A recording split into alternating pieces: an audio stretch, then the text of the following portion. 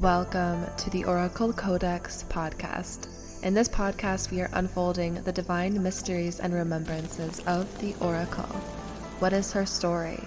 What was lost that we are now reclaiming? And what is her medicine? Let's unwind and reweave our sacred history. I'm your host, Grace, and I'll be holding space during our journey together. Love you so much, and let's dive in.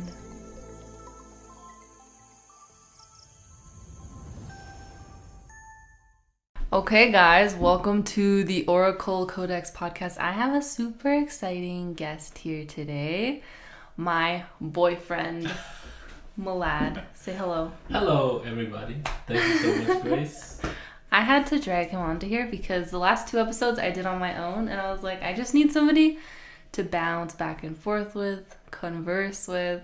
We're going to talk today about God, about taking control of your life and energy, having fun. Milad studied a lot of James Allen's books, which are all about mindset, connecting with God, and taking control of your life. So we're very excited to have this conversation with you. We've been together for 2 years, so almost 2 years in December. Wow. I'm really excited. Very excited. I'm really happy to have you on. Thank you so much for having me. I'm so excited to finally be invited to the podcast. I didn't get an invitation. It took you 2 years. That's okay. Also, you're the first man I've ever had on this podcast. Oh, wow. Because it's mostly femmes. It's mostly for the femmes. But also, Milad lives with women. I am a woman. A woman. We've been dating for a long time, and he has very, beautiful energy, so you're not going to come on here and talk about weird... Football? No, who's that guy that's, really crazy right now? Didn't he go to jail? He's, all about, kind of pimping out... He's, pimping out young boys. There's just a lot of weird influencers out there right now. So I just want to introduce a healthy male figure in my life. Wow. And talk to you about God and about... Thank you so much. Yeah. It's good to be finally called a healthy male figure. Even though I'm super unhealthy. No, you're not. Thank you. Okay, guys, where's your drink? You don't have your drink with you? No, it's okay. I don't need one. Well, we are drinking today Indian red orange tea, chai tea with some honey. So... what are you drinking? Let me know. I like this. We did this last time. Some of you guys commented what you were drinking. We had amazing herbal teas, wow, coconut water. It sounded so delicious and nourishing. And I said last time, I love conversing with a drink or a snack. I really love nourishing my body. Milad could tell you about that every time we're together. I'm like, what are we eating? When are we eating? How are we eating? Where's the food? But no, you're really intuitive, and you listen to your body, and you don't just eat for the sake of eating. It's not just calories. Mm-hmm. Everything has a thought behind it of what you put inside your body. Yeah. And I think being aware of what you eat makes a huge difference. Really does. And most women have been programmed in today's day and age to, male and female at this point, kind of to not listen to your body's cues and to kind of work and grind, and then when you get home at 5 p.m. eat as much as you can, which for your body type, I know that you did that for a long time too, kind of fasting throughout the day. For men it works better, but for women I find that there can easily accumulate problems health-wise, energy-wise. We need nourishment, so that's why I do that. No, it's true. I think you can skip 1 or 2 meals a day, mm-hmm, but as long as you don't make it into a habit. Mm-hmm. And if you're going to eat 1 meal, it should be quite a substantial meal. But I feel for digestive purposes going forward, I don't think it's very healthy. I think many meals with a few hours of gap between them is a lot healthier. Mm-hmm. I don't have the best digestion, and I think eating a lot at once, it's not it's a lot of work for your body to do. Yeah, it is. It's like, too, if you think about the metabolism, the way the metabolism works, it's like you need a lot of, like, the metabolism is like a fire. You put wood on the fire, it starts to burn. You can take that fire and work with it for the rest of the day, but if you just throw a bunch of wood on a dead fire at the same time, you're either going to have an explosion or and then it just kind of dies down. Anyways, fasting is definitely a big fad right now, and I know it's supportive for a lot of people, but it's just not what I choose to do. And I talk about that a lot on here because I know that a lot of women and men are feeling kind of guilt tripped, especially in the spiritual community. And I did a video about fasting. I talked about Ramadan, and Milad's Muslim, or your family is, and your lineage line, and so in Ramadan they practice fasting a lot. Well, not a lot. It's just once a year. Well, it's for 1 month of every year, and it kind of spins around. Sometimes it's in March, sometimes it's in February. It's much easier when it's in winter because you get thirsty less. Yeah, because you don't drink water either. No, so it's no water, no food from sunrise to sundown. But there is a lot of ways to make it easier. Like, for example, you could do some naps in the afternoon. Also, going outside zaps your energy, so most people choose to stay indoor and do most of their work throughout the night. Yeah. But your body just goes through an adjustment, and it actually, by the first week, once the first week is over, it's much easier. You fall into a rhythm, and I think knowing that everyone else around you is going through the similar experience, it makes it much easier. If you were doing it alone by yourself, and you didn't have the community support, it would be much more difficult.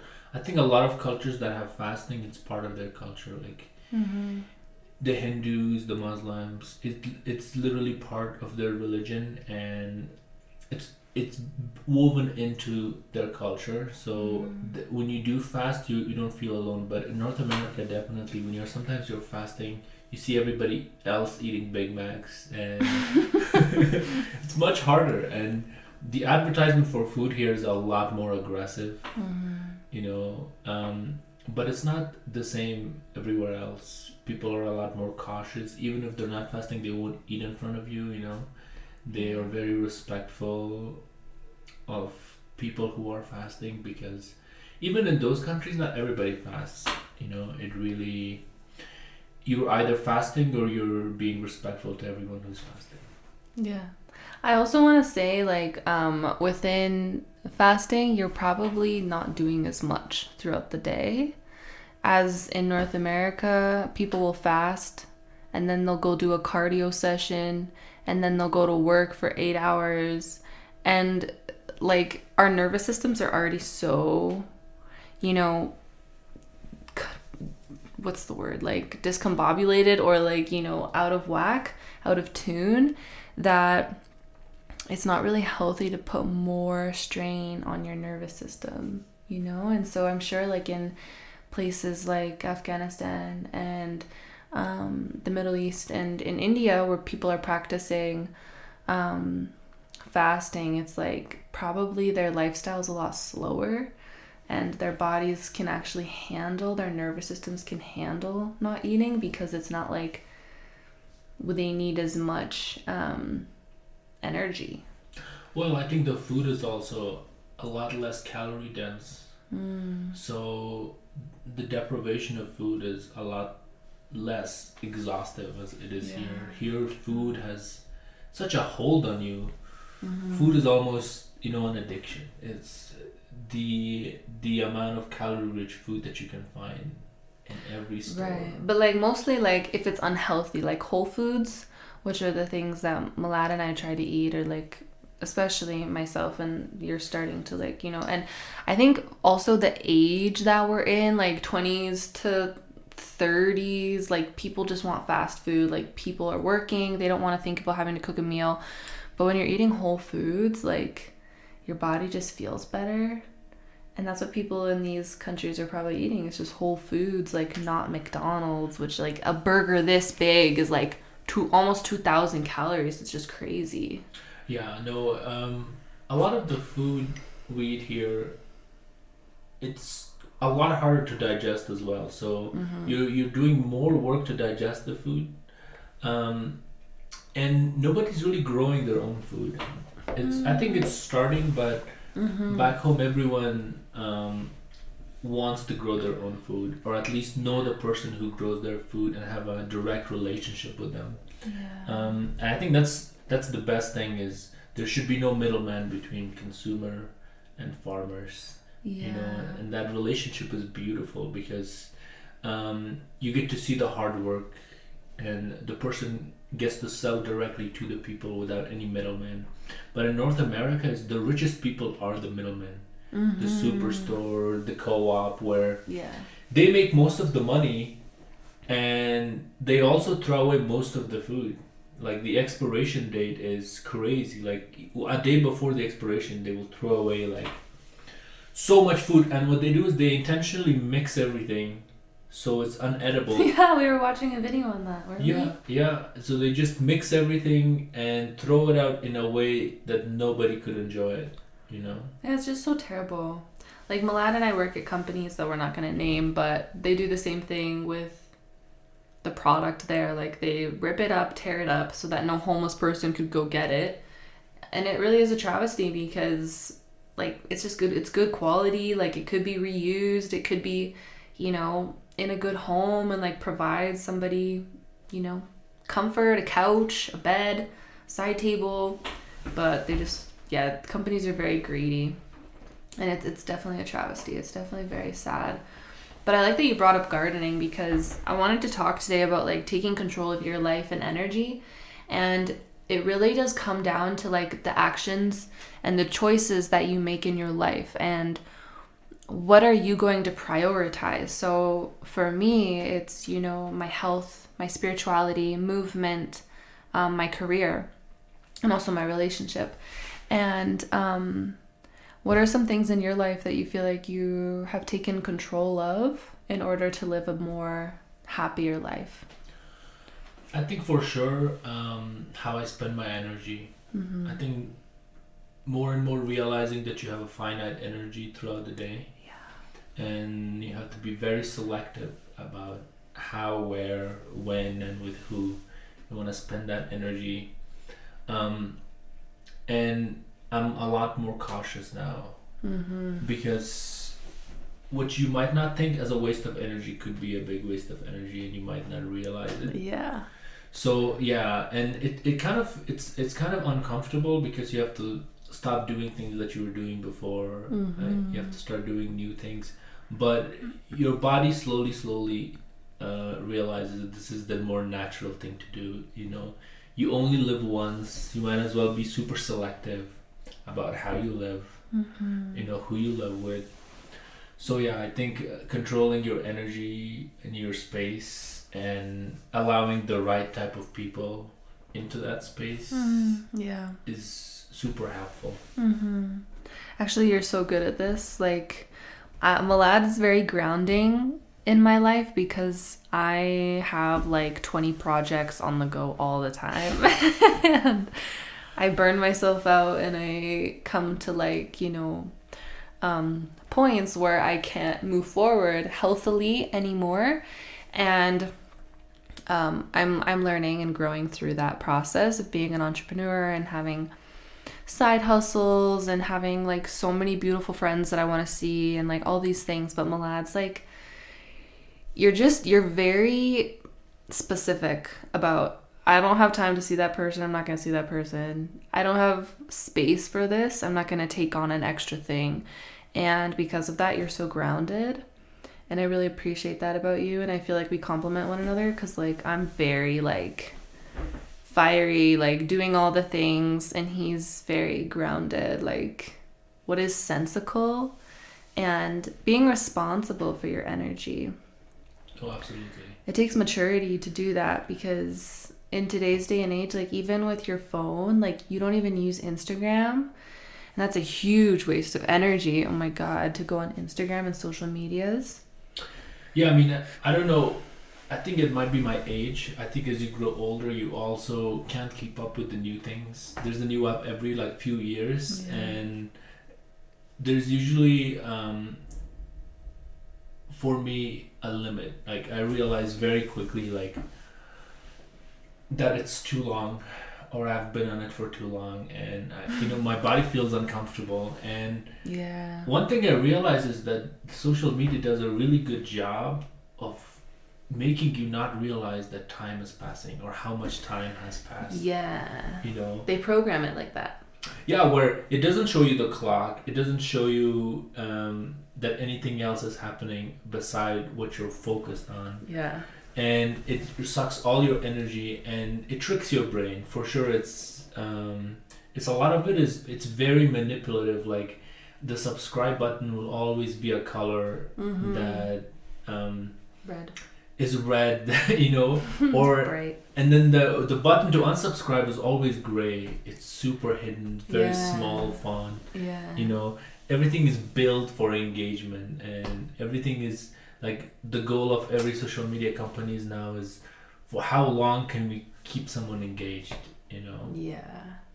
Which is like a travesty, because children, especially children, they don't have the capacity and the awareness of their body and their energy to know when enough is enough. Like you have the capacity to be like, oh, my body's feeling uncomfortable. Like I'm the same. Like even after I use social media, Instagram, Facebook, YouTube, and I go do something else afterwards, like sometimes I'll feel like this draining of energy. I'll feel like fatigued and kind of, because you've just outsourced, we talked about this in my last podcast, you just outsourced so much of your reality to somebody else. You're listening to advice, you're probably hearing news, you're probably overstimulated, and we just become so immersed in the external world that when we come back to our own like precious body and our own like reality, it almost feels like numb. No, absolutely. I think your day-to-day life becomes dull. Because you're on such a high, jumping from one high to the next, that by the time you come back and it's time to go to bed, it's super disappointing. You feel like, I don't know what I did. I don't know what time it is. But it does suck your energy, and it doesn't allow you to enjoy life. It almost becomes your life, almost like a replacement for your life. So I mean, there is some social, I do believe in communities. I do believe like social media is important. Like if it's a community of people coming together, supporting one another and sharing ideas. But almost always it looks like the people who make it super manipulative. They make it like with the intention of no luck, because the more you use it, the more money they make. So Meta, for example, like just wants to consume your whole being. And it is like, the energy of it is like very like sticky. Like it doesn't feel expansive and like, oh, we have the best for you. It's like, actually, no, we want to take your information, we want to study you, and we want all of your time. It's creepy. They study your habits, but also your emotional habits. And they have now dark algorithms that can tell if you're feeling sad, if you're feeling happy, and the notifications are very much triggered based on them knowing what emotion you're going through, and also the information that you do share, it gets sold to companies. You talk about hair loss, they say next thing you know you have a product for hair loss that is being advertised directly to you.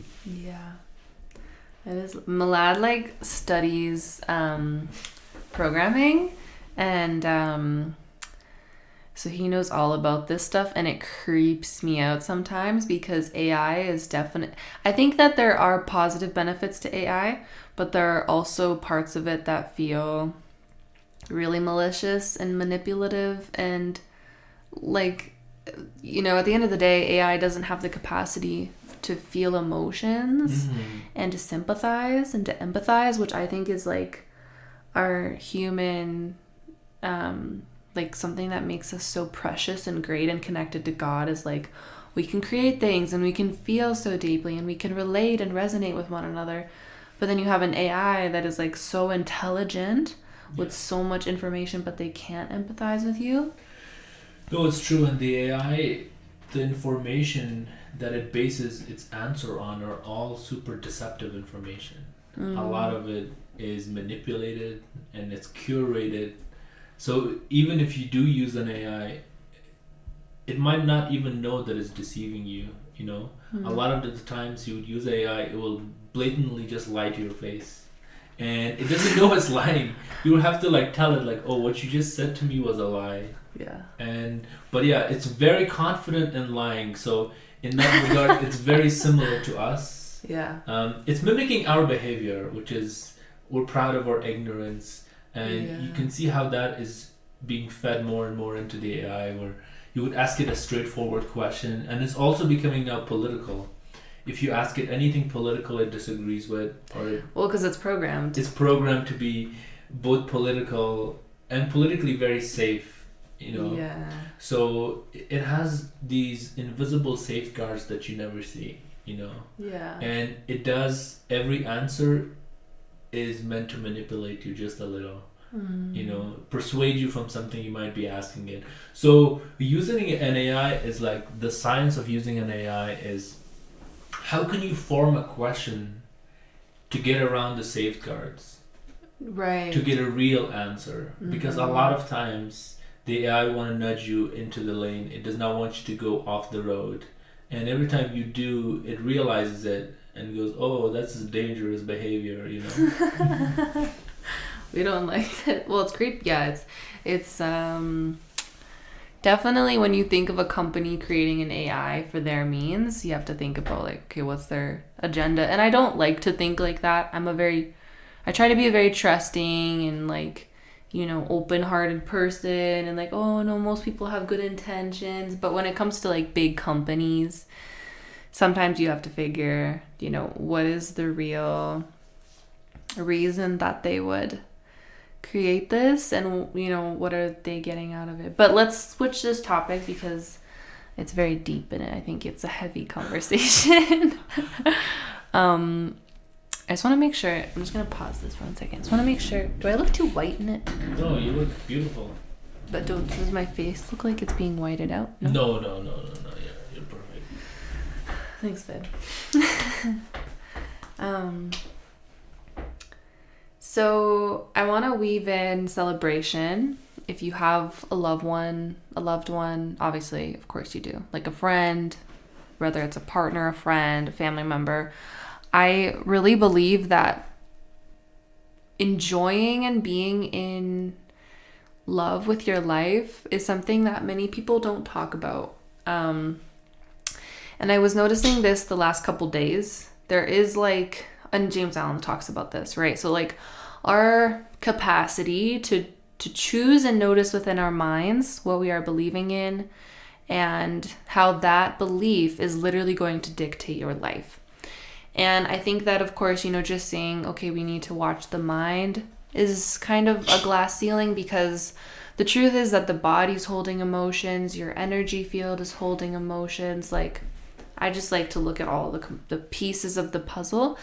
But the mind is definitely a huge part of our capacity to feel successful, to feel happy, to feel alive, and to really enjoy this life. And so the last couple of days, you know, I noticed that when I'm happy, like really happy and good and everything's fine, I'm chilling, my nervous system will kind of get agitated and it will think of something to upset me. And it will like literally make something up. It will literally make something up out of nowhere. And I think that that's why meditation is so important. Energy work is so important, because if we can notice when they're literally false realities. They don't even exist. They're not a thing. We just make them up. They come into our field because we're so comfortable being uncomfortable. We're so comfortable in the chaos that when we're still and everything's fine, we literally, our minds and our bodies seek it out. And so that's something I've been noticing recently that I do. I know that you kind of have this as well. No, absolutely. I think your mind seeks conflict because conflict leads to resolution. It leads to understanding. So your mind is actively looking for problems to solve. That's its main job, is to fix problems. Right, it is actually. So what happens is when it's not getting enough, when it's not being challenged enough, and there's not enough simulation or stimulation, your brain will seek and create problems for you to solve. And I think that's when you realize, like, okay, I need to challenge myself more, I need to read, and I think it's almost like a red flag when you realize, like, I think it's mostly boredom that leads to it, when you become really bored. Self-sabotage. Like boredom, but also sometimes even when we're busy, like if we're used to negative thoughts, they just come up. Well, I think what happens is with a lot of repetition, some negative thoughts become comfortable to have because you've had them for so often, and you know how it will make you feel, and your brain is seeking cycles, problems that cannot be solved, that you can think about for as long as possible. I'm glad you brought that up, though, that the brain, like, that's literally the brain's job. A lot of psychologists will talk about that. Like, there's nothing wrong with you for, seeking problems. It's actually just a part of the brain, because that's how we've, evolutionary, like, that's the evolution of our brain, was to, make sure that we're safe, look for problems, seek out solutions. It's because we're a very innovative species. We're a very, we want to build constantly. We want to create and solve and continuously grow. The only problem is that when we become overstimulated, probably, and when we become overly concerned with continuous growth and change, and we become absolutely uncomfortable with, stillness and all that stuff. And like you said, it becomes hardwired into our brains to always seek problems. Like the infamous Joe Dispenza will say, our belief systems are hardwired into our psyches. Absolutely. And that affects our body, that affects our brain.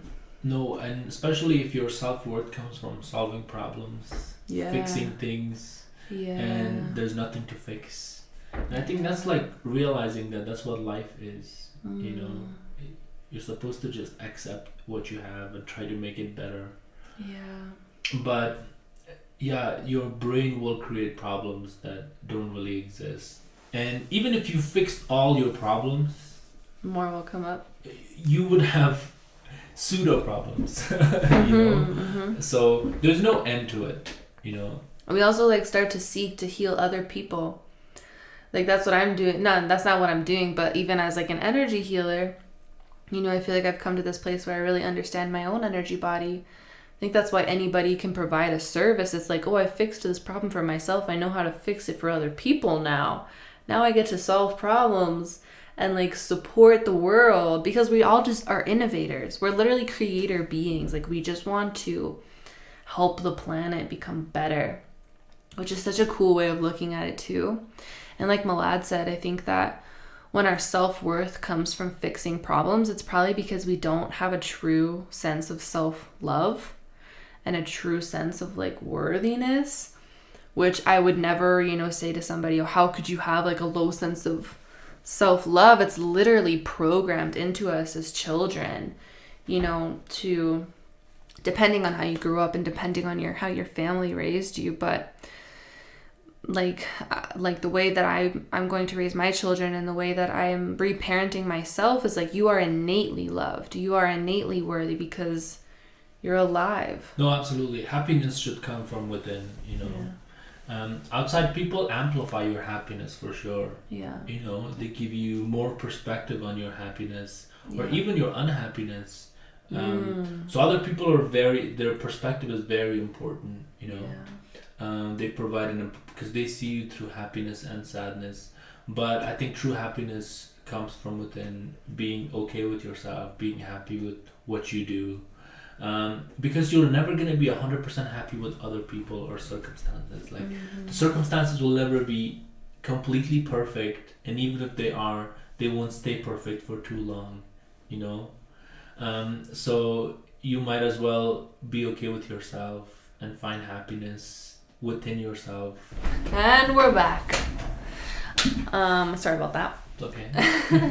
I was saying that your environment is really important when you are looking to heal, when you are looking to become a better person, because the people that you're around are the people who are going to dictate your energy in a way, right? So Milad and I recently just got new jobs at the exact same time. And you will notice that the people that you're around, you guys will kind of, you're going to be in the same wavelength, right? And so if you're around people who are constantly complaining, always moaning and groaning, depressed, you know, it's not about like shaming and blaming them, but it's, you have to question, are these people that I want to be around? Are these people that are supporting my evolution? Because if you're on the trajectory of wanting to become more embodied and have a happy life and live a healthier life, then we need to take responsibility for our environment. No, absolutely. It's true.